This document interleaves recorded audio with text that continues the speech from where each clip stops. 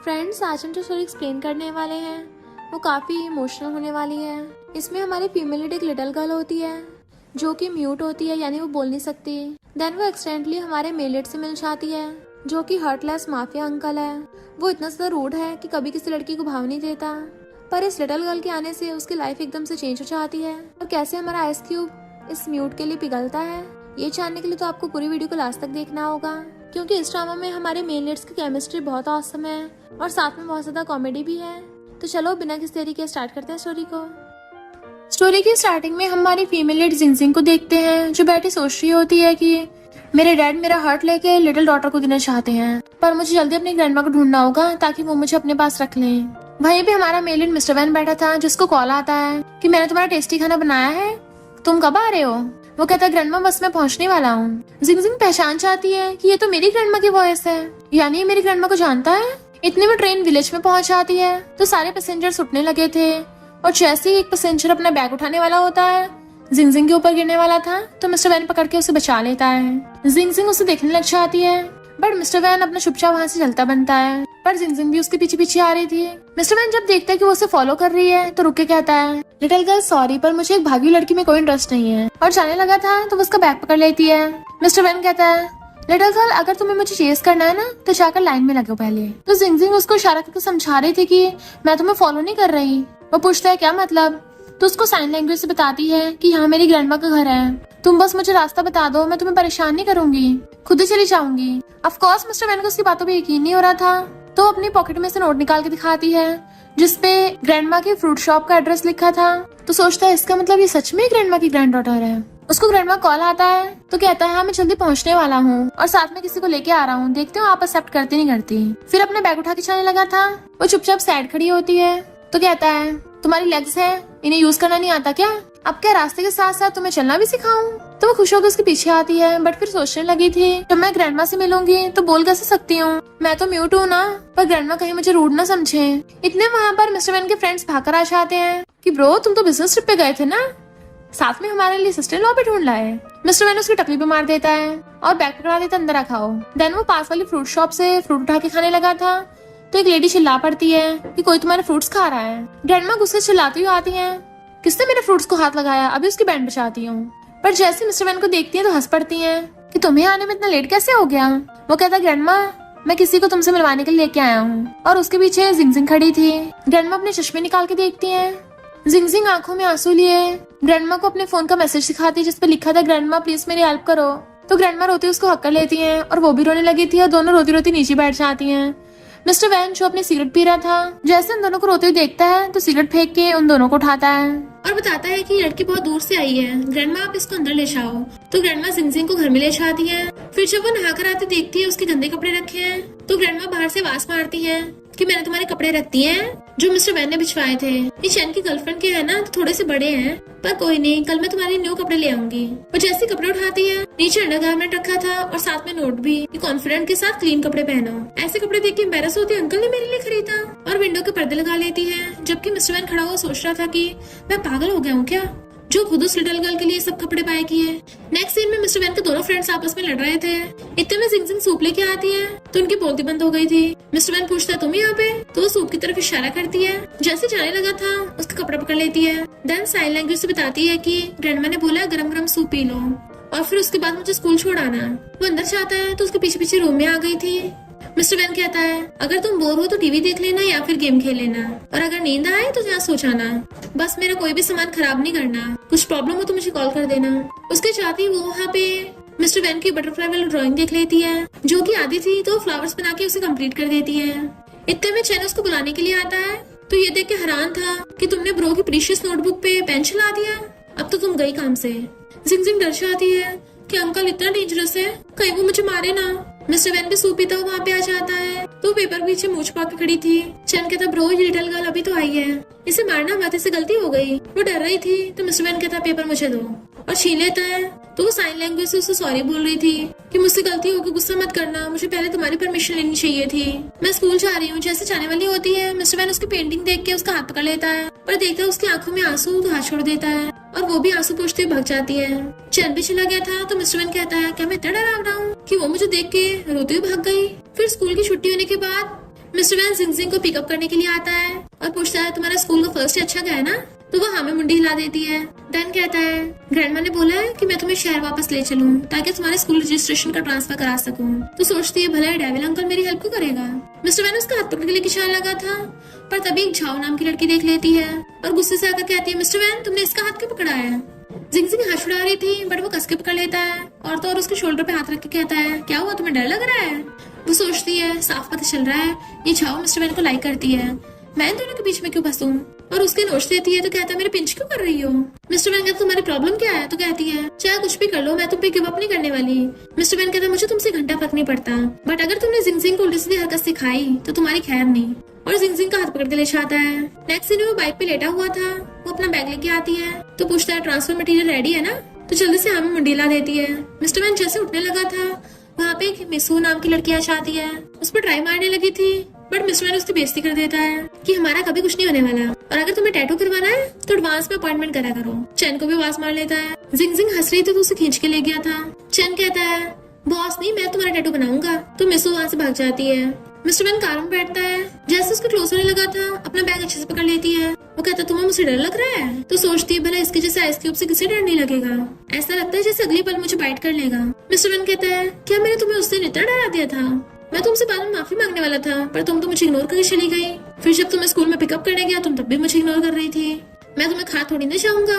और उसके सिर पे हाथ रख लेता है तो दूर कर देती है कि तुमसे कौन डरता है। मिस्टर वैन सोचता है गुस्से में कितनी क्यूट लगती है और कहता है गुस्सा मत करो मैं तुमसे माफी मांगता हूँ, तुमने जो पेंटिंग बनाई थी वो काफी अच्छी थी।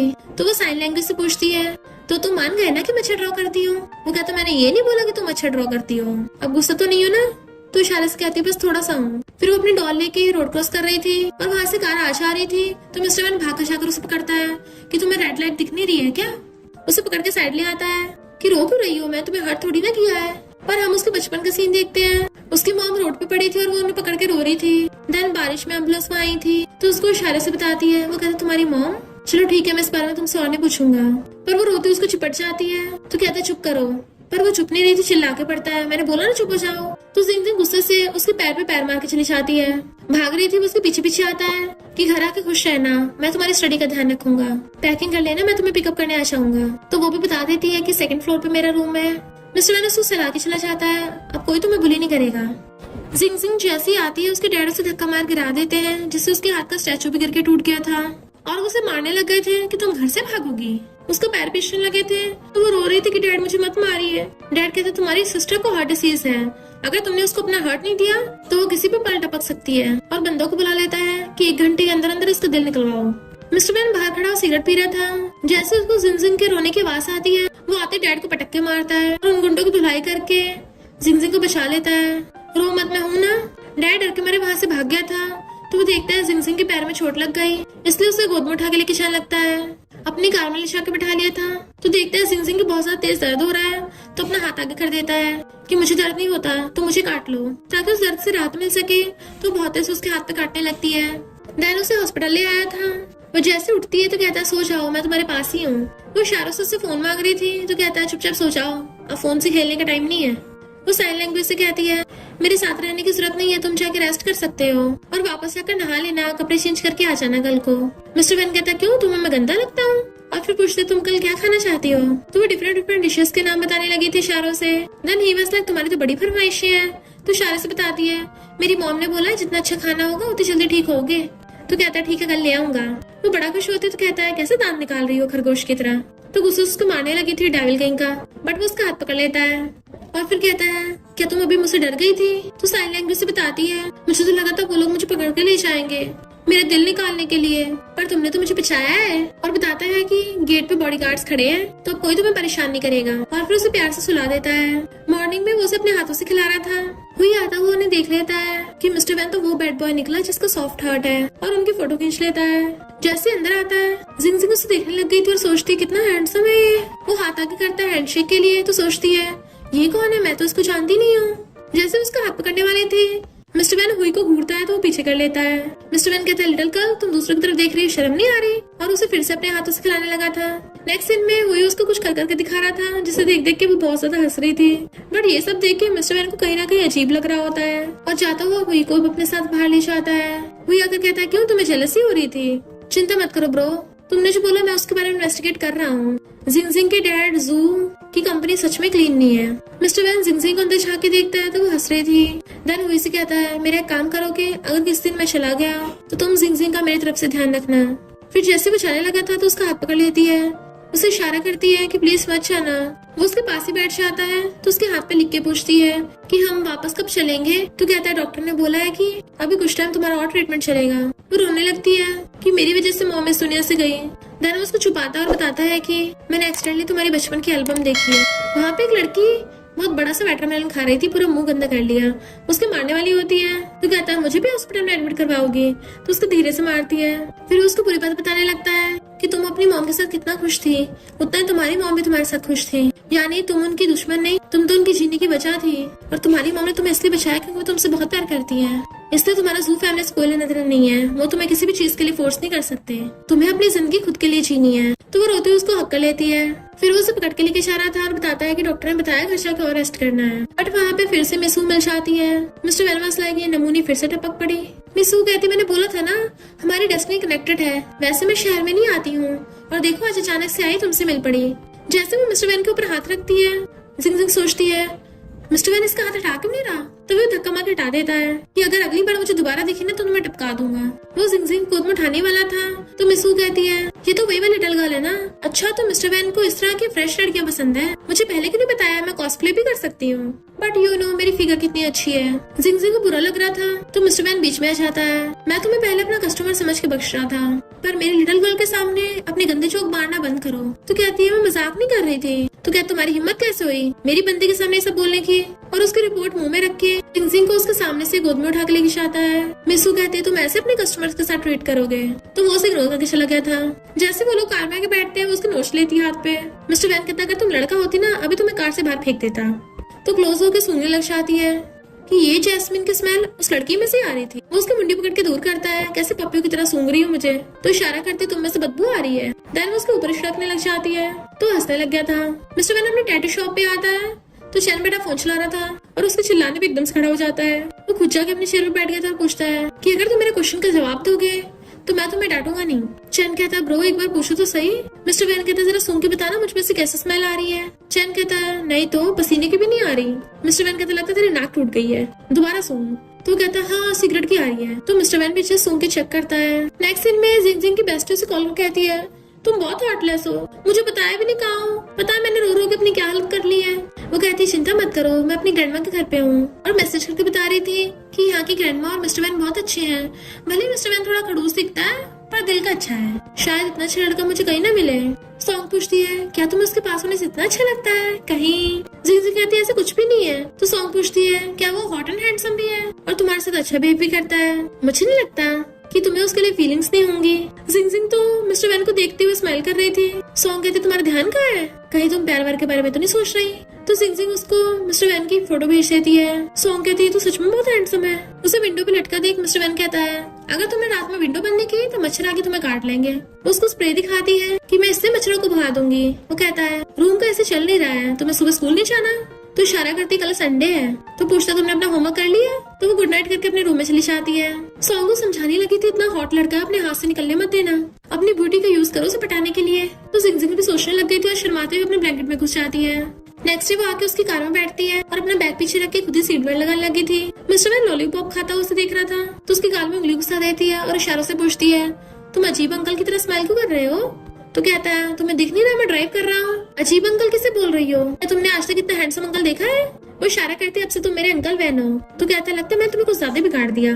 तो वो पूछती है, क्या तुमने स्मोकिंग छोड़ दी, अभी मैंने तुम्हें बहुत टाइम से सिगरेट पीते नहीं देखा। वो कहता है, हाँ छोड़ दी, क्योंकि तुम्हें भी धुआं जाता था ना। तो पूछती है, फिर तुमने स्टार्टिंग क्यों किया था। देन हम पास्ट में देखते हैं, मिस्टर वैन जब घर आया तो वहाँ उसके मॉम डैड की डेड बॉडीज पड़ी थी और वो स्पीड से कार चलाने लग जाता है। तो सोचती है, क्या ये गुस्सा हो गया, और रुकने के लिए हाथ से इशारा करती है। एक लेडी रोड क्रॉस कर रही थी, वो बहुत स्पीड से कार चला रहा होता है पर अचानक से ब्रेक लगा देता है और फिर देखते हैं जिंगजिंग बहुत डर गई, उससे चलाने लगा था बट वो दूर हो जाती है। तो कहता है, कार ऑलरेडी रुक चुकी है, तुम ठीक हो, मैं बस थोड़ा सा पागल हो गया था, आगे से पक्का इतनी फास्ट कार नहीं चलाऊंगा, मुझे माफ कर दो प्लीज। उसे इशारे से कहते हैं, मैं अभी आवाज ही कर रही थी, तुमने सुना नहीं था क्या, मुझे लगा था आज तुम मुझे अपने साथ टपका लोगे। वो उसके मारने लग गई थी तो वो उसके हाथ पकड़ लेता है, अब मैं थोड़ा क्रेजी हो गया था, अब रोना बंद करो। मैं तुम्हें कभी कुछ नहीं होने दूंगा। सॉरी, मैंने तुम्हें सुना नहीं, पक्का दोबारा नहीं करूंगा। वो कहती है पक्का मैं दोबारा नहीं पूछूंगी, और अगर किसी और ने पूछ लिया तो गुस्सा मत करना, स्पेशली ड्राइव करते हुए, बहुत डेंजरस होता है। वो कहता मुझ में से बदबू आ रही थी ना सिगरेट की, इसलिए मैंने छोड़ दिया। तो सोचती इसने मेरी वजह से छोड़ा। वो कहता और मैं गुस्सा नहीं हूँ, बस कुछ पुरानी बुरी बात याद आ गई। उसका हाथ पकड़ता है तो उसके हाथ पे लिख के पूछती है कि अभी तुम्हें अच्छा नहीं लग रहा। वो कहता है पहले से बेटर है। तो लिख के कहती है अगर तुम अनकंफर्टेबल हो तो मैं तुम्हारे साथ हूँ, और उसका हाथ पकड़ लेती है। जहाँ दूर से खड़ी देख रही थी कि मिस्टर वैन खुद जिंगजिंग को अपनी कार छोड़ने के लिए आया है।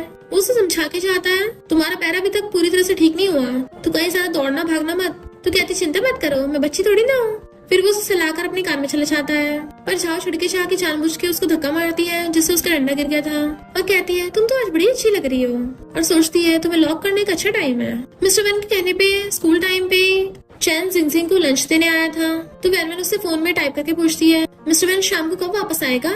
तो कहता है वो तो कल ही आएगा, हो सकता है रात में आ जाए, और लंच बॉक्स उठा के लेके जाने लगा था कि मैं तुम्हें पिकअप करने आ जाऊंगा शाम को। तो इशारा करती नहीं मैं खुद ही आ जाऊंगी। चैन के जाने के बाद वो मिस्टर वैन का मैसेज देखती है तो हैरान थी, वो इतनी जल्दी आ रहा है। पर चैन ने तो बोला वो रात को आएगा, कहीं वो मेरे लिए जल्द तो नहीं आ रहा। और उठ के क्लास के बाहर जाने लगी थी, पर पता चलता है ये सब झाओ का प्लान है। जिंगजिंग स्टोरेज रूम में आती है कि मिस्टर वैन ने मुझे यहाँ क्यों बुलाया है, क्या वो मुझे सरप्राइज देगा।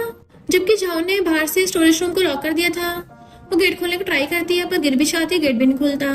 वो मैसेज करती है पर मैसेज भी सेंड नहीं होता। टीचर आके पूछती है जिंगजिंग कहाँ है। तो झाओ और उसके फ्रेंड्स कहती हैं हमने उसे कैफे जाते देखा था, क्या पता घर चली गई हो। जिंगजिंग कब से स्टोरेज रूम में बंद थी और बहुत ज्यादा गर्मी की वजह से उसको चक्कर आने लगते हैं। वो आकर पूछते हैं ग्रैंडमा से कि जिंगजिंग अभी वापस नहीं आई। ग्रैंडमा कहती है उसकी एक्स्ट्रा क्लास है, पर वो कहता है अब तो रात के 9 बज गए अभी तक वापस नहीं आई। तो ग्रैंडमा उसे कॉल करने लगती है, बट फोन नहीं उठा रही थी वो। तो ग्रैंडमा उसके टीचर कॉल करके पूछती है कि जिंगजिंग अभी तक घर वापस नहीं आई है, क्या वो स्कूल में ही है। टीचर कहती है पर हमें तो लगा वो घर वापस चली गई। हुई जल्दी से ये बात चैन को बताता है, तो हुई और ग्रैंडमा जल्दी से स्कूल में भागते हैं और वहाँ की सीसीटीवी फुटेज चेक करते हैं, बट पता चलता है स्कूल की सीसीटीवी फुटेज तो खराब है। हुई कहता है पक्का ये झाओ का काम है, उसी को पता होगा। टीचर झाओ को कॉल करके पूछती है तो वो कहती है मुझे क्या पता होगा, भले मैं बुरी हूँ पर इसका मतलब ये थोड़ी ना मैं अपने क्लासमेट को किडनैप करवाऊंगी। वो स्टूडेंट्स हुई और ग्रैंडमा से पूरे स्कूल में ढूंढ रहे थे। ग्रैंडमा तो रोने लग जाती है क्योंकि वो कहीं भी नहीं मिल रही होती।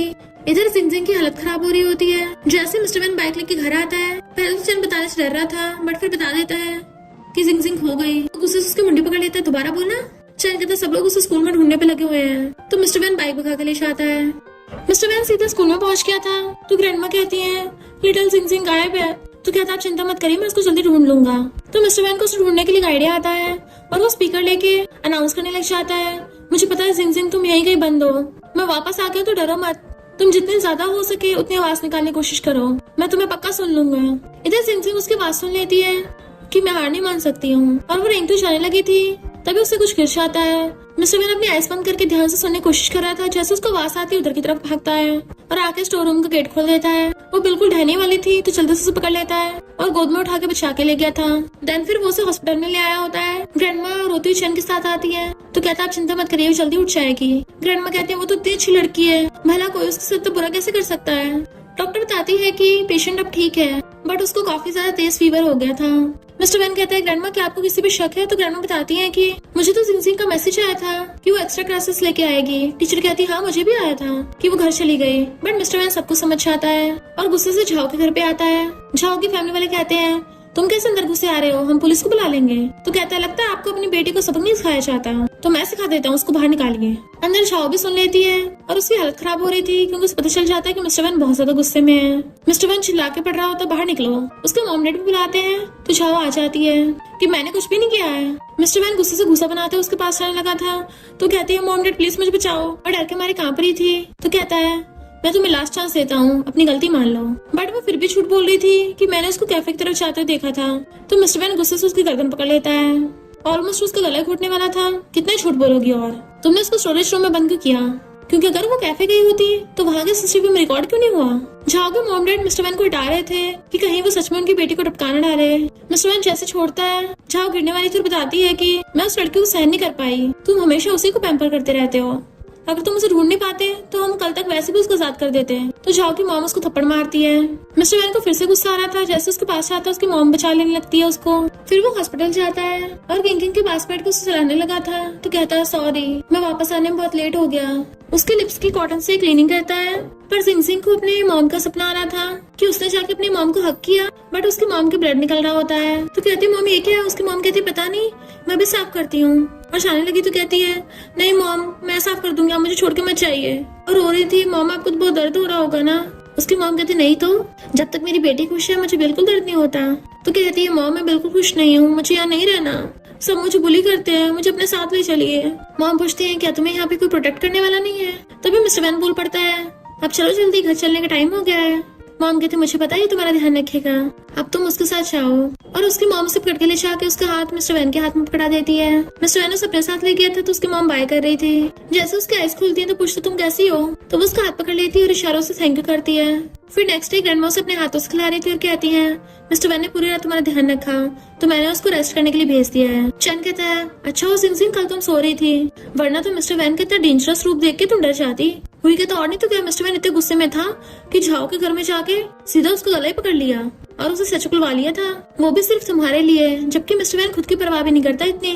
तो वो टाइप करके पूछती है इसका क्या मतलब है वो खुद की परवाह नहीं करता?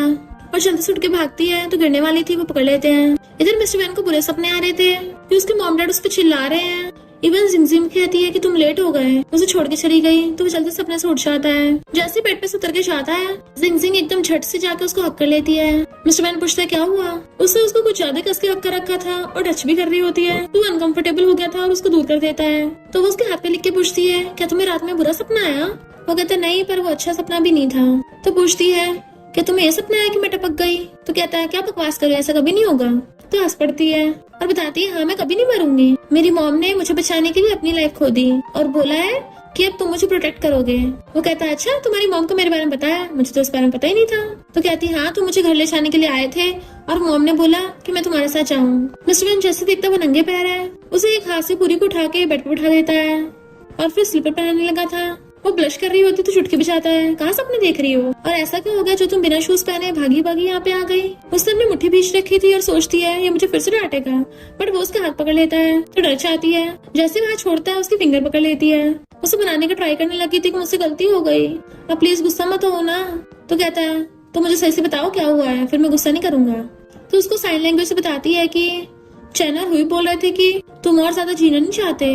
तो उसकी टकली भी मार देता है लिटिल फूल कहीं की कि अगर मैं ऐसे नहीं बोलता तो झाओ अपनी गलती मानती, वो भी उसके मारती है। मिस्टर वैन कहता है अगले मंथ तुम्हारी लेग ठीक हो जाएगी तो सुबह सुबह उठ के मेरे साथ मॉर्निंग वॉक पे चला करना। हम 3 किलोमीटर फिर 5 किलोमीटर फिर 10 किलोमीटर की वॉक करा करेंगे। वो मना कर रही थी तो कहता आपसे तुम्हारी ट्रेनिंग चलेगी, मैं तुम्हें बॉक्सिंग भी सिखाऊंगा और फिर बाद में मार्शल आर्ट्स भी। जबकि वो मना कर रही थी और सोचती है ये का मुझे टाइग्रेस बनाना चाहता है। मिस्टर वैन कहता देखो सही खुद को कितनी कमजोर हो, हर दूसरे दिन बीमार पड़ जाती हो। तो वो मुंह फुला लेती है।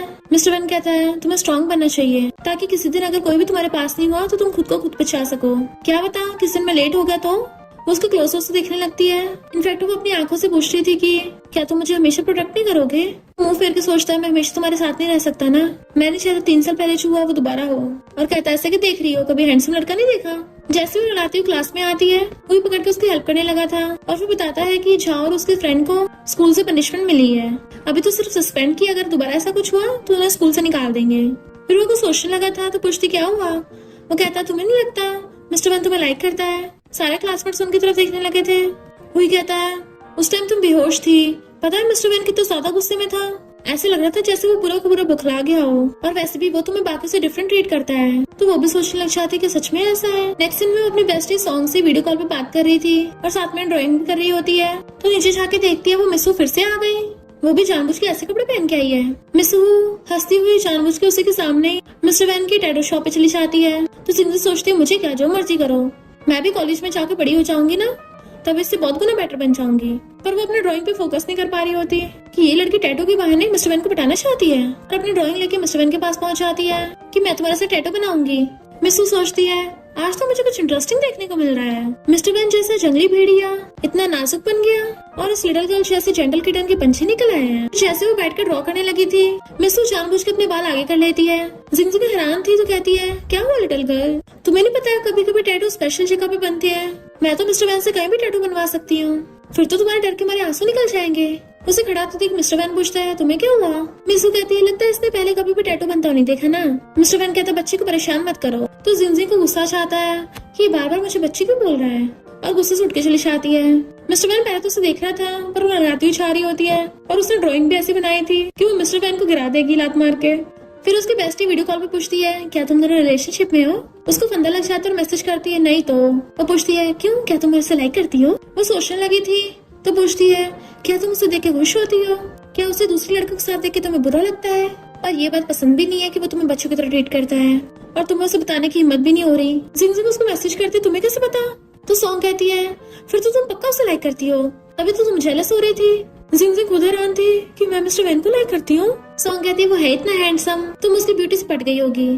जिंजिंग कहती है, उसमें ऐसा भी कुछ खास नहीं है, भला मैं क्यों पटूंगी? बट फिर बाद में खुश भी हो रही थी और ड्राइंग देख के दांत निकालती है। नेक्स्ट डे वो फ्रूट लेके आती है।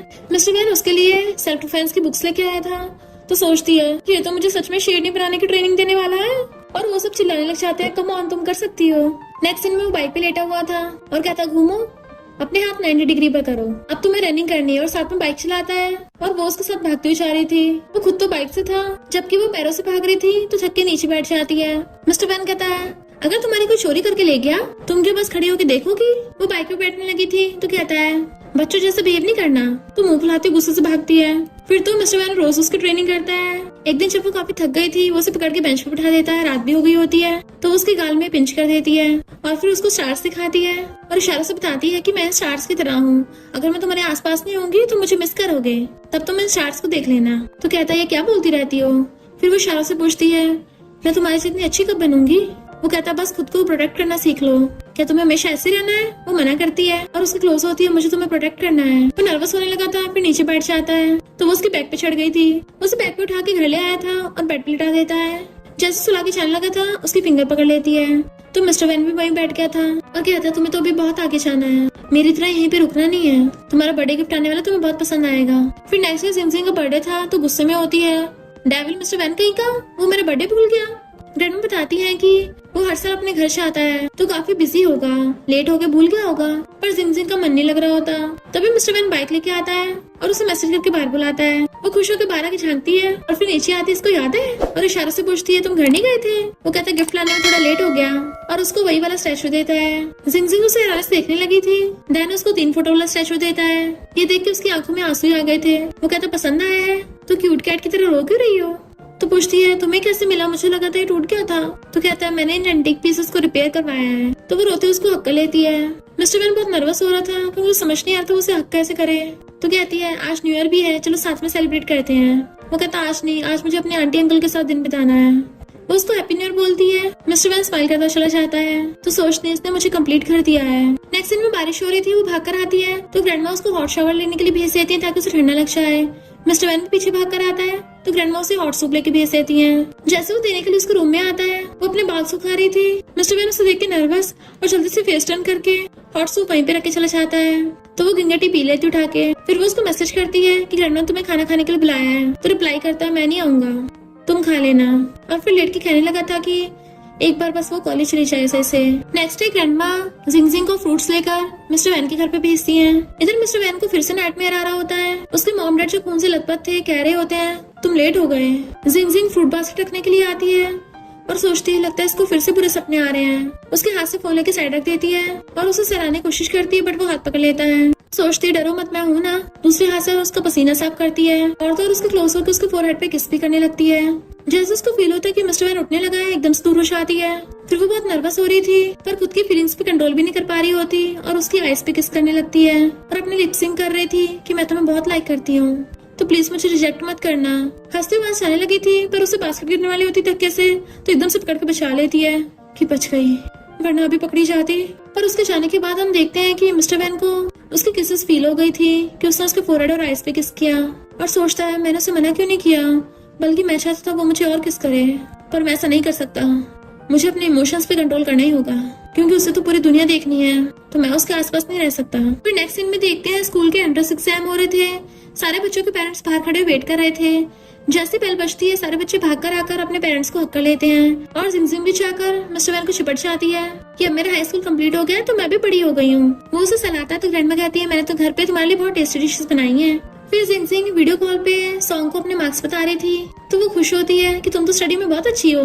सॉन्ग कहती चलो साथ में कॉलेज चलेंगे, बट वो उसको डेट बताती है कि उस टाइम पे मिस्टर वैन का बर्थडे है। सॉन्ग कहती है अच्छा तुम उसके साथ बर्थडे सेलिब्रेट करोगी, पर उसे क्या गिफ्ट देने का डिसाइड किया है। टाइप करती मैं उसके लिए बहुत सारी ड्राइंग्स बनाऊंगी जो सीक्वेंस में होगी और फिर एनिमेशन बना के उसको दूंगी।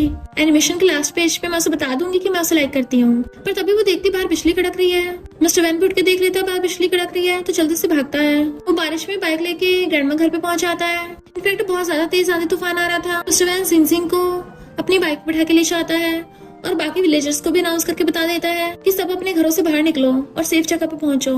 पूरे विलेज की बुरी हालत हो रही थी, वहाँ पे फ्लड आ गया होता है। जिंगजिंग ये सब देख के बहुत डर रही होती है तो उसको हक कर देता है कि डरो मत, रेस्क्यू टीम आती होगी, अभी मुझे कहीं जाना है। तो कहती है कि मैं तुम्हारे साथ नहीं चल सकती। वो कहता है नहीं मुझे अभी जाना होगा अकेले, वरना मुझे बाद में रिग्रेट होगा। तो कहती है तुमने अभी कितने सारे लोगों की जान बचाई है, अगर तुम नहीं आते आधे से ज्यादा लोग बच भी नहीं पाते। वो उसको अपने सीने से लगा लेता है और उसकी हेड से अपना हेड लगा लिया था कि मेरे वापस आने का वेट करना। जिंगजिंग मना कर रही थी बट वो खुद को रस्सी से बांध लेता है और नीचे कूदने लगा था। इनफैक्ट मिस्टर वैन नीचे कूद के बाकी लोगों की जान बचा रहा था। उनमें झाओ और उसकी मॉम भी होती है। झाओ माफी मांगती है कि मैं ऐसी गलती दोबारा कभी नहीं करूंगी, मैं अच्छे इंसान बनूंगी। वो कहता बकवास बंद करो, जल्दी चलो ऊपर, और खुद की रस्सी खोल के उनकी रस्सी बांध देता है ताकि वो बच जाए। जिंगजिंग बुरी तरह से रो रही थी तो वो उसे रोक रहा होता है। इतने वहाँ पर रेस्क्यू टीम आ जाती है। मिस्टर वैन ने ऑलमोस्ट सब लोगों को बचा लिया था। बहुत तेज वहाँ से फ्लड आ रहा होता है। जिंगजिंग देखती है वो बहने वाला है तो खुद को छुड़ा के वहाँ जाने लगी थी, पर बाकी लोग उसे पकड़ के रोक लेते हैं। वो चिल्ला चिल्ला के रो रही होती है कि मुझे भी उसके पीछे जाना है, बट वो लोग कहते हैं अगर तुम चली गई तो ग्रैंडमा क्या होगा। रेस्क्यू टीम वाले उसको समझाते हैं कि हो सकता है वो साइड में हो गई, हम उसको जल्दी बचा लेंगे। झाओ ऊपर आती है तो जिंगजिंग को गुस्सा आ रहा था उसके जैसे बुरे लोग बच गए बट वो फंस गया। ग्रैंडमा उसे हक करके छुपाती है तो कहती है मैं उसे लाइक करती हूँ और मैं उसे बर्थडे पे कन्फेस करने वाली थी। हम देखते चिल्लाने की वजह से धीरे धीरे उसकी वॉइस वापस आने लग गई। तो कहते उसने कहा तो वो वापस आएगा, तो मुझे ऐसे धोखा कैसे दे सकता है। चिल्ला रही होती मिस्टर वैन वापस आओ, तभी उसे उसके हाथ का पटा मिल जाता है। नेक्स्ट दिन में फ्लड के जो भी सर्वाइवर्स बचे थे सब अपना सामान पैक कर रहे होते हैं, पर जिंगजिंग अभी भी मिस्टर वैन को ढूंढने की जिद पे अड़ी थी कि अभी तक उसकी बॉडी नहीं मिली है, यानी वो जिंदा हो सकता है। रूही क्या तुम्हें पता भी है वो पिछले साल उससे कैसे जी रहा था, तुम्हारी वजह से वो 1 साल खुश रह पाया, तभी तो उसने तुम्हें खुद को प्रोटेक्ट करना सिखाया। तो कहती है मुझे पूरा भरोसा है वो खुद पे कभी गिव अप नहीं करेगा, वो जरूर वापस आएगा, और उसे ढूंढने जाने लगती है। तो रूही कहता है पहले उसका पास्ट तो जान लो, पहले वो बहुत खुश रहता था। फिर हम पास्ट में देखते हैं मिस्टर वैन अपने डैड के साथ पंजे लड़ा रहा था। उसकी मॉम भी देख रही होती है और वो अपने डैड को हरा देता है। तो कहता है आप अभी बुढ़े हो रहे हो तो आपको एक्सरसाइज करनी चाहिए। तो डैड उसको मारने के लिए भागते हैं और वो मॉम के पीछे छुप जाता है कि आपकी तो तोंद निकल रही है, और सब लोग हंस रहे थे। पर फिर 4 साल पहले ही उसने अपने पेरेंट्स को खो दिया। वो गुस्सा से आने लगा था तो उसके फ्रेंड्स उसको रोकते हैं। ये सब कुछ सुनने के बाद जिंगजिंग बहुत ज्यादा रोती है कि मिस्टर वैन का पास्ट इतना ज्यादा पेनफुल और सैड था और वो अकेले ही सब कुछ सहता रहा। रूही कहता है मिस्टर वैन एक सोल्जर था, पर उस इंसिडेंट के बाद वो कभी गन नहीं उठा पाया। एक सोल्जर जो गन ना उठा पाए तो ये कितना अजीब है ना, ऐसा कभी नहीं हो सकता, इसलिए उसने मिलिट्री से रिजाइन कर लिया। रूही बताता है कि मिस्टर वैन ने तुम्हें इसलिए खुद लड़ना सिखाया है ताकि तुम उसकी जैसी ना बनो और तुम जो चाहे वो हासिल कर सको, वरना वो बहुत सैड होगा अगर तुम ऐसी रोती रही तो। क्या तुम सच में इसे हार मान लोगी। तो कहती है पर मैं उसे बहुत मिस कर रही हूँ। एंड वो वॉलंटियर का फॉर्म भर देती है ताकि फ्लड सर्वाइवर्स की हेल्प कर सके। फ्लावर बुके लेके आती है और इमेजिन कर रही थी कि मिस्टर वैन वहाँ पे है। जैसे अंदर जाने लगी थी सिक्योरिटी गार्ड उसे रोकता है कि किससे मिलना है। तो कहती है मुझे अपने बॉयफ्रेंड से मिलना है। तो पूछता तुम्हें उसका नाम पता है। तो कहती है हाँ मिस्टर वैन, और वो हर साल यहाँ पे आता है न्यू ईयर सेलिब्रेट करने के लिए। पर सिक्योरिटी गार्ड मना करता है, इस बार तो कोई भी नहीं आया। तो कहती नहीं मैं उसका वेट करूंगी, वो आएगा। और उसकी मॉम डैड की ग्रेव पे फ्लावर बुके रख देती है और रोते बताने लगी थी आंटी अंकल सॉरी, हम पहली बार मिल रहे हैं वो भी इस तरह से। मिस्टर वैन ने मुझे खुद को प्रोटेक्ट करना सिखाया है पर मैंने उसको खो दिया, पर आप चिंता मत करना मैं उसको ढूंढ लूंगी और अब से हर बार हैप्पी न्यू ईयर पे और फेस्टिवल पे उसकी जगह मैं आपसे मिलने आया करूंगी। फिर हम कुछ टाइम बाद का सीन देखते हैं। कॉलेज के स्टूडेंट्स सॉन्ग से पूछ रहे थे कि सीनियर जिंगजिंग को चेस करना इतना मुश्किल है। वो कहते तुम सबके सब उसे डेट करना चाहते हो, पर ये तो बहुत इम्पॉसिबल है। पहली बात तुम लोगों को जियोलॉजी में अच्छा होना चाहिए, फिर तुम लोगों को आर्ट्स में भी अच्छा होना चाहिए, क्योंकि वो इतनी ज्यादा टैलेंटेड है ना कि तुम्हें उसके लिए फाइट करने के लिए लाइन में लगना पड़ेगा। और भी अच्छा होगा अगर तुम लोगों को बॉक्सिंग भी आती होगी। फिर जिंगजिंग को आते देखती है तो कहती है हेलो, पर जाती हुई कहती है साथ में तुम लोगों को बाइक राइड करना भी सीखना होगा। हम देखते हैं कि जिंगजिंग बाइक राइड करती हुई आ रही है तो बॉयज उसे देखते रह जाते हैं। तो कहती है हेलो मैं जिंगजिंग हूँ। देन वो उसकी पेंटिंग्स देख रही थी जो उसने मिस्टर वैन के लिए ड्रॉ की होती है और कहती है मैं इसको हक करना चाहती हूँ, काश इसको इस पेंटिंग से बाहर निकाल पाती। सॉन्ग कहती है तुम फिर से उसके ख्यालों में खो गई। जिंग जिंग कहती है पता है अब जब मैं पिछले पास टाइम का सोचती हूँ तो वो मुझे बहुत ही प्यार भरी नजरों से देखता था, ऐसा लगता था जैसे वो भी मुझे किस करना चाहता था, तो मैं उस पर कभी गिव अप नहीं करने वाली। देन हम नेक्स्ट सीन में देखते हैं वो टीम के साथ आई होती विलेज चीफ से मिलने के लिए। वहीं पे हम मिस्टर वैन को देखते हैं जो बहुत ही अलग स्टाइल से अपने एक फ्रेंड से बात कर रहा था। जिंग जिंग उसकी आवाज सुन लेती है और सोचती है क्या ये वो है, क्या मैं उसको इतना मिस कर रही हूँ कि मुझे हर जगह उसी की वॉइस सुनाई दे रही है। जैसे पलट के देखती है मिस्टर वैन को तो उसकी आंखों में आंसू थे और उसने अपने हाथ से वे वाला साइन बना रखा होता है। फिर हम पास्ट में देखते हैं जिंग जिंग ने उससे पूछा था इसका वो मतलब होता है, वो भी उसके हाथ से बनाता है कि अगर तुम्हें मुझे रोकना हो तो इसे इशारा कर देना। वो उसको इशारा करती है तो शट अप हो जाता है और कहती है ये हमारे बीच में लिटिल सीक्रेट है। तो सोचती है अभी तक जिंदा है और इसको मैं अब भी याद हूँ, बस ये मुझे पहचान नहीं पा रहा। उसके बाकी क्लासमेट्स पूछते हैं क्या हुआ, तो गिरने वाली थी और कहती है प्रोफेसर मैं बस थोड़ा थक गई थी। जैसे वो लोगों से जाने लगी थी एक यार नाम की लड़की आके मिस्टर वैन का हाथ पकड़ लेती है और कहती तुम हंसते हो कितने अच्छे लगते हो। बट मिस्टर वैन जिंग जिंग की तरफ देखता हुआ कहता है शायद इसलिए क्योंकि मैंने इस जियोलॉजिकल सर्वे टीम को अपने सपनों में देखा था। जिंग जिंग सोचती है पिछले 4 सालों में मैंने सिर्फ तुम्हारे सपना देखा है। फिर वो लोग चीयर्स करके ड्रिंक कर रहे थे। मिस्टर वैन वहाँ पे आके बैठता है तो उसके साथ यान भी आके बैठ गई थी। प्रोफेसर विलेज चीफ से पूछते हैं तुम्हारी बेटी के साथ जो लड़का बैठा है क्या ये उसका बॉयफ्रेंड है? ये लड़का तो बड़ा ही हैंडसम है पर ये काफी जाना पहचाना लग रहा है। विलेज चीफ कहता है तुम्हारा मतलब लूज है, इसे तो मेरी बेटी ने बचाया था, उस टाइम इसकी सिर्फ 1 सांस बची थी और तब से हमारे साथ ही रह रहा है। मेरी बेटी को इसे देखते प्यार हो गया तो मैं इसको अपना फ्यूचर सन इन लॉ बनाऊंगा। जिंग जिंग चुपचाप बैठी सुन रही होती है। फिर बड़े लोग वहाँ से उठ के चले जाते हैं तो यान कहती है अब सब यहाँ पे हम यंग लोग बचे हैं तो क्यों ना ट्रूथ एंड डेयर गेम खेले। और ऐसा लगता है वो जानबूझ के जिंग जिंग की तरफ को वाटर फ्लिप करती है और पूछती है ये बताओ तुम्हें सबसे ज्यादा किस बात का पछतावा है। मिस्टर वैन उसको देख रहा था तो कहती है मुझे किसी से प्यार हो गया था पर उस टाइम मैं उसको बोल नहीं पाई, मैं उस टाइम पे म्यूट थी और वो मेरा लिटिल गर्ल की तरह ध्यान रखता था। मिस्टर वैन ड्रिंक करने लग जाता है और यान नोटिस कर लेती है। जिंग जिंग कहती है मैं उसको उसके बर्थडे पे कन्फेस करने वाली थी पर उससे पहले ही मैंने उसको खो दिया और मैंने उसको बहुत वेट किया। मिस्टर वैन सोचता मुझे माफ कर देना कि तुम मेरी वजह से इतना सैड हुई। यहाँ पता चलता है कि मिस्टर वैन को अपनी सारी यादाश्त याद है ऑलरेडी, वो बस भूलने का नाटक कर रहा है। जिंग जिंग कहती है मेरा सबसे बड़ा पछतावा यही है कि मैं उसको अपनी आवाज नहीं सुना पाई कि मैं उसे लाइक करती हूँ। और मिस्टर वैन को देख रही होती है जो नॉन स्टॉप ड्रिंक किए जा रहा था।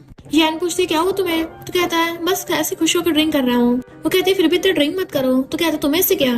जिंग जिंग कहती है सॉरी मैंने तुम सबको परेशान किया, उठ के चली जाती है तो उसका क्लासमेट उसके पीछे जाता है। नेक्स्ट सीन में वो पेंटिंग कर रही होती है। यान पूछती है तुम इतनी रात में क्या कर रहे हो, तो कहता है स्टार्स देख रहा हूँ।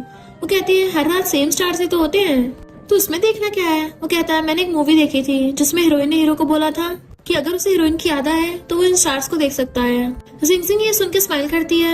मिस्टर वैन बोल रहा था कि मैं तुम्हें मिस कर रहा हूँ तो यान को गुस्सा आ रहा होता है जबकि जिंग जिंग खुश हो रही थी। जैसे वो जिंग जिंग को आते देखती है यान उसे घेर लेती है। तुम्हें क्या लगा मैं तुम्हें कुछ नहीं कहूंगी।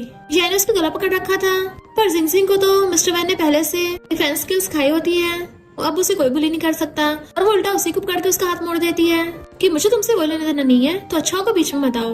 यान के तुम्हें क्या लगता है मुझे पता नहीं है कि तुम्हारी मेरे लू पे नजर है। और उसे टेसर से करंट का झटका लगा के नीचे गिरा देती है और भागने लगी थी। जिंग जिंग वो सब करने लगी थी बट वो खुद को छुड़ा के भागती है। सामने से मिस्टर वैन आता है कि अगर इससे कुछ हुआ तो तुम नहीं बचोगी और फोन कर देता है। यान की टीम वालों से लड़ाई हो गई और इसने जिंग जिंग को हर्ट कर दिया। फिर विलेज चीफ उसको बहुत डांटते हैं, उसे थप्पड़े पड़े हुए थे। मिस्टर वैन भाग के जाकर जिंग जिंग को संभालता है, उसे उठाने लगा था और गोद में उठा के बेड पे लगा देता है।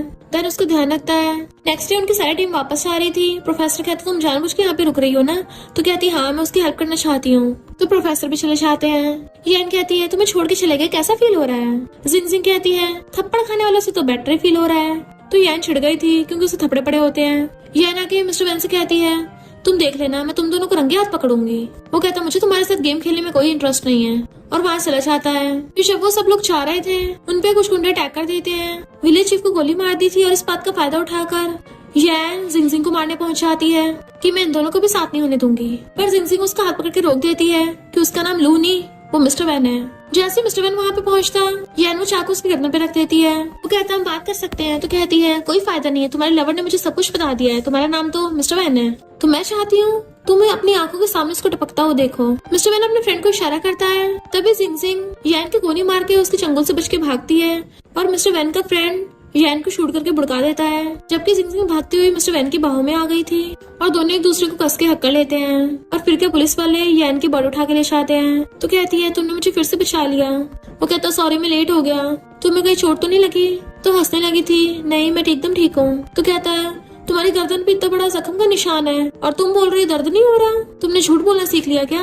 तो कहती मैं यहाँ पे सिर्फ तुम्हारी वजह से रुकी हूँ। तो कहता है क्या बोल रही हो, समझो कि आज जो भी हुआ ऐसे प्रिटेंड करना जैसे कुछ हुआ ही ना हो। तो कहती मैं तुम्हें लाइक करती हूँ, पिछले 4 सालों से करती आ रही हूँ। तो उसे हाथ दूर कर लेता है, मैं एक लोनली इंसान हूँ, तुम्हारे लाइक करने के लायक नहीं हूँ और तुम अभी बहुत यंग हो तो अपनी फीलिंग्स मुझ पे वेस्ट मत करो। तो कहती है मैं तो तुम्हें बहुत टाइम से लाइक करती आ रही हूँ, तुम्हें इतनी बार कन्फेस भी किया पर तुम मेरी इस बात सुन ही नहीं पाए क्योंकि तुम नींद में थे ना, और मैंने धीरे से तुम्हारे कान में बोला था। मैंने तुम्हारे लिए बहुत सारी पेंटिंग बनाई थी कि तुम्हें बर्थडे पे कन्फेस करूंगी, पर अचानक से वो सब इंसिडेंट हो गया और हम अलग हो गए। तो सोचता है ये मुझे पिछले 4 सालों से ढूंढ रही थी, अगर मैं दोबारा इसकी लाइफ में आया तो इसकी लाइफ बर्बाद हो जाएगी।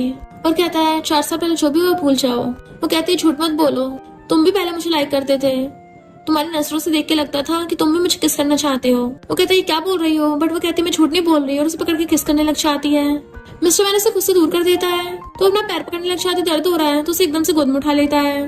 वो हंसने लग गई थी, आज तो ये अब तुम्हें मेरी सच में बहुत चिंता है ना, और ऊपर से मानने को तैयार भी नहीं हो तुम्हें मेरे लिए फीलिंग्स है। वो उसे गोद में उठा के ले आया था कि अब दर्द तो नहीं हो रहा। उसे अपने हाथों से पानी पिलाता है। फिर वो पूछती है तुम इन्वेस्टिगेशन कब करोगे? तो कहता अभी जारी है। तो कहते हैं फिर मैं भी तुम्हारे साथ चलूंगी। तो कहते जब तक तुम्हारी चोट ठीक नहीं हो जाती तो हम कहीं नहीं जाने वाली।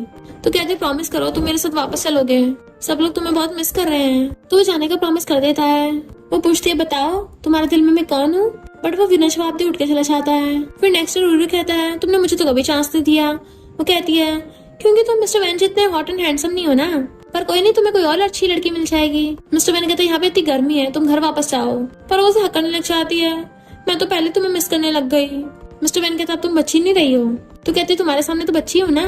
वो कहता है मेरे पास तुम्हारे साथ मजाक करने का टाइम नहीं है, और उसे सलाहता है कि अपना ध्यान रखना। तो कहती है मैं बच्ची थोड़ी ना हूँ जो मुझे इंस्ट्रक्शंस दे रहे हो, और गुस्से चिल्लाते चली जाती तुम बहुत बुरे हो, बहुत हार्टलेस हो। फिर जब वो रूरू के साथ कार में जा रहा था तो वो उसकी गाड़ी के पीछे भागती हुई आ रही होती है। तो रूरू से बताने लग जाता है सिर्फ तुमने नहीं खोया है, जिंग जिंग ने तो अपने हाथों में अपनी मॉम को खोया था और फिर तुम उसे छोड़ के चले गए। पता है तुम्हें ढूंढने के लिए उसने कितनी मेहनत की है। उसने अपने आर्ट्स की पढ़ाई छोड़ के जियोलॉजी ले ली ताकि वो तुम्हें ढूंढ सके। इतने सालों बाद वो फिर से खुश होकर रहने लगी थी। और हम देखते हैं जिंग जिंग भागते हुए काफी पीछे रह गई थी। फिर नेक्स्ट सीन में जिंग जिंग से ढूंढने के लिए वहाँ पे आती है, बट वो लोग बताते हैं कि मिस्टर वैन तो ऑलरेडी यहाँ से चला गया। तो रोते उसको ऑडियो मैसेज भेजती है तुम एक नंबर के झूठे हो, तुमने बोला तुम मेरे साथ घर वापस चलोगे, तुम मुझे धोखा कैसे दे सकते हो, तुम तो बिल्कुल भी अच्छे नहीं हो। मिस्टर वैन अब क्या तुम्हें मैं चाहिए नहीं, अब मैं थोड़ी थोड़ी तुमसे नफरत करने लग गई हूँ। वैसे मैं ठीक हूँ पर थोड़ी सैड भी हूँ, तो तुम्हें और हेट नहीं करूंगी। तुम जब भी वापस आओगे मैं तुम्हारा वेट कर रही हूँ और हम दोनों साथ में घर चलेंगे, और मैं तुम्हारी तरह झूठ नहीं बोल रही हूँ। और वहीं बैठ जाती है।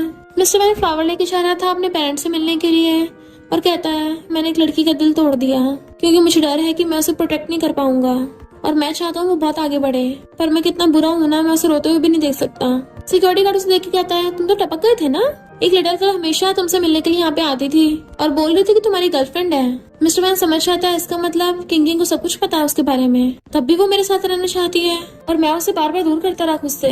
और जल्दी से वो उसका मैसेज चेक करता है कि वो उसका वेट कर रही है, तो जल्दी से वहाँ से भागता है कि मैं उसको अकेला नहीं छोड़ सकता। जिंग जिंग बहुत टाइम से उसका वेट कर रही थी।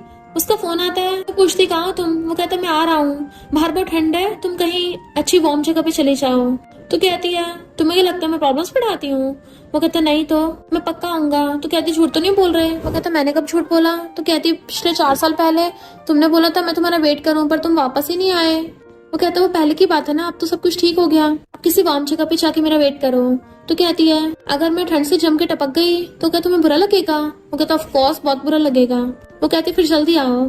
फिर वो खुश होकर उसका वेट कर रही होती है। उसे बुरा लगेगा ना तो उसे और बुरा फील कराऊंगी। मिस्टर वैन कान में बैठा उसे देख रहा होता है कि मैंने उसे मना किया था बाहर बैठने को, कितनी ठंड है, और भाग के वहाँ पे आता है अगर तुम्हें ठंड लग जाती तो। उसके कान पकड़ लेता है जबकि वो डर गई थी। तो कहता है क्यों खुद को इतना हर्ट कर रही हो, और फिर उसे पकड़ के अपने सीने से लगा लेता है।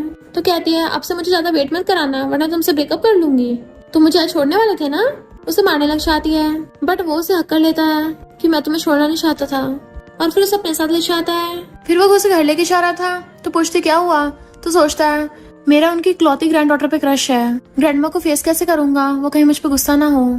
और कहता है बहुत अंधेरा हो गया है, ग्रैंडमा सो गई होंगी तो तुम वापस जाओ, मैं एक रात के लिए होटल में रुक जाऊंगा।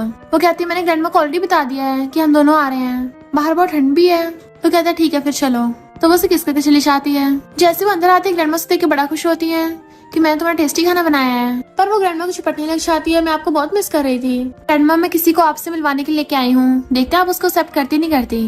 ग्रैंडमा को मिस्टर वैन का डायलॉग याद आता है जो उसने स्टार्टिंग में मारा था। तो कहती है ग्रैंडमा उसके पास घर नहीं है पर वो बहुत स्ट्रॉन्ग है, आपका सामान उठाने में हेल्प कर दिया करेगा। तभी मिस्टर वैन वहाँ पे आ जाता है। उसे देख के ग्रैंडमा की आंखों में आंसू आ गए थे और वो उसको हक कर लेती है। तो कहता है हाँ मैं वापस आ गया हूँ, आपको कभी छोड़ के नहीं जाऊंगा।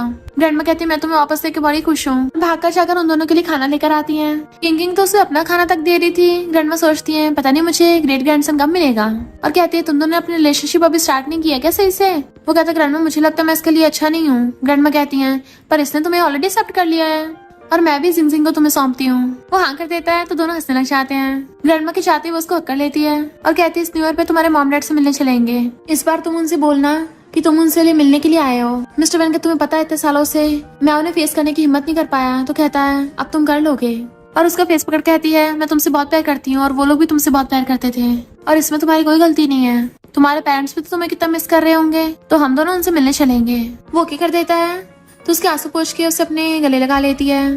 फिर वो दोनों उसके मॉम डैड की ग्रेव पे आते हैं। तो कहती है मैंने इनसे प्रॉमिस किया था कि मैं तुम्हें इनसे जरूर मिलवाऊंगी, और फाइनली मैंने अपना प्रॉमिस पूरा किया। और वहाँ फ्लावर बुके रखती है। तो मिस्टर वैन रोता हुआ कहता मॉम डैड सॉरी मैं आपसे मिलने नहीं आ पाया, मैं आप लोगों को बहुत मिस करता हूँ, और फाइनली पिछले 4 सालों से मैं आप लोगों को बदला लेके वापस आया हूँ, पर अब मैं अपनी लाइफ से हारना नहीं चाहता, मैं जिंग के साथ खुशी से अपनी लाइफ जीना चाहता हूँ जैसा आप लोग चाहते थे। और दोनों स्माइल करते वहाँ चले जाते हैं। फिर नेक्स्ट दिन वो आके देखती है वो बैठे बैठे सो रहा है, उसे क्लोज होकर देखने लगी थी। मिस्टर वैन तुम्हें क्या सपना आया? याद रखना चाहिए जो भी सपना हो मैं हमेशा तुम्हारे साथ हूँ, अगर तुम थक गई हो तो मैं तुम्हें अपनी बाहों में भर के एनर्जी दे दूंगी। तो वो दोनों एक दूसरे को हक कर लेते हैं। फिर मिस्टर वैन को सपना आता है, वो घर पे आता है तो उसके डैड कहते हैं तुम इतनी लेट आए हो, तुम्हें भूख लगी होगी ना, तुम्हारी मम्मी ने खाना बना लिया है। मॉम कहती जल्दी अपने हाथ धो लो, अब हम सब बैठ के खाना खाएंगे। डैड कहते तुम्हारी गर्लफ्रेंड है ना, अब उसके साथ अच्छे से बिहेव करना। अब मैं और तुम्हारी मॉम बहुत खुश है इस बात से। वो कहते मॉम डैड आप मुझे ब्लेम नहीं करोगे कि मैं ठीक टाइम पे आपको दुश्मन से बचा नहीं पाया। वो कहते क्या बोल रहे हो, इसमें तुम्हारी थोड़ी ना कोई गलती है, तुम्हारी तो ये गलती है तुम खुद को फालतू में दोष देते रहते हो। अब तुम्हारी लाइफ में लिटिल गर्ल आ गई ना, तो अपना और उसका अच्छे से ध्यान रखो, हम चाहते तुम दोनों अच्छे से खुश खुश रहो। मिस्टर वैन की हाई स्कूल जाती है और वो जिंग का हाथ पकड़ के किस कर लेता है, थैंक यू मेरी लाइफ में आने के लिए। दैन उसे किस कर लेता है तो उठ के उसे देखने लगी थी और सोचती है इसने मुझे सच में किस किया। मिस्टर वैन ने उसके लिए 4 साल के हर दिन के लिए नोट लिखे थे कि मैं तुम्हें हर रोज मिस करता था। तुम जानना चाहती थी ना 4 साल पहले मैं तुम्हें किस करना चाहता था, तो हाँ मैं तुम्हें सच में किस करना चाहता था। तुम उस टाइम पे कितनी लिटिल इनोसेंट थी, पर अगर मैं ऐसे टाइम पे तुम्हें किस कर देता पता नहीं तुम मुझे क्या समझती, इसलिए मैंने ऐसा किया नहीं। मैं तुम्हें स्टार्टिंग से लाइक करता आ रहा हूँ, मैं तुमसे शादी करना चाहता हूँ और तुम्हें अपनी वाइफ बना के पूरी लाइफ तुम्हारे साथ ही बिताना चाहता हूँ। तुम पूछती थी ना कि लाइफ और डेथ में से मैं क्या चूज करूंगा, तो तुम गलत हो, मैं सबसे पहले तुम्हें चूज करूंगा क्योंकि मैं तुमसे इतना प्यार करता हूँ। मैं तुम्हें कन्फेस कर रहा हूँ तो रो क्यों रही हो?